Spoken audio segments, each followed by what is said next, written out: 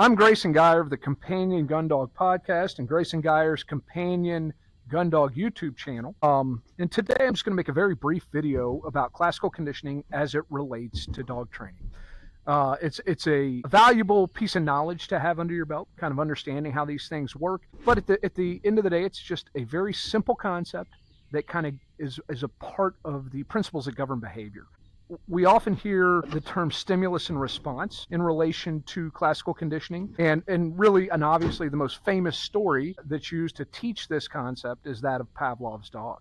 But when we think of stimulus and response, when we're classically conditioning, what we're doing is we're conditioning the dog to respond to what we would consider a conditioned stimulus. And in order to have a conditioned stimulus, we first need to have an unconditioned stimulus. So an unconditioned stimulus, hey there, sweetheart.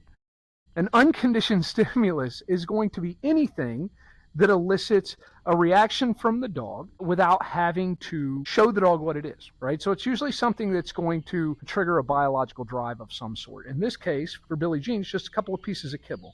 As you can see, she's very excited to get them. I don't need to do anything to get Billie-Jean excited about this.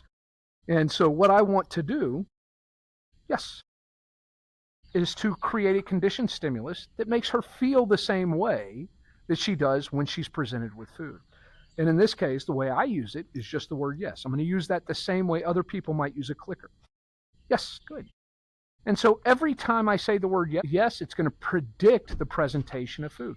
I have now classically conditioned the word yes to represent food and carry this essentially the same power that food does for Billie-Jean. That alone doesn't really help me affect behavior until I put that into an operant model.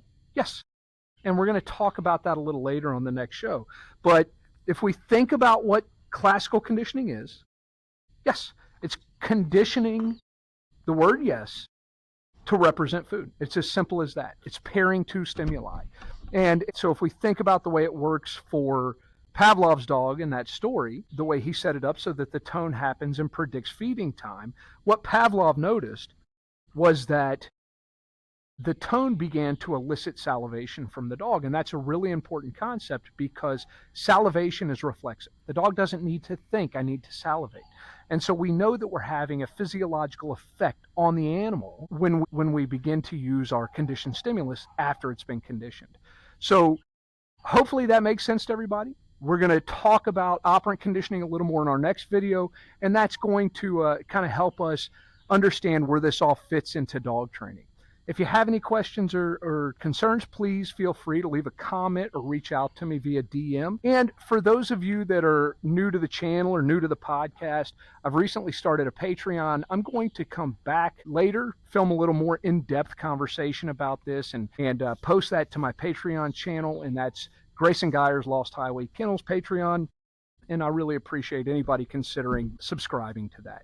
And of course, if you like these videos, please give me a like and a subscribe. I'm learning to do this, and hopefully we get better at it, but hang in there.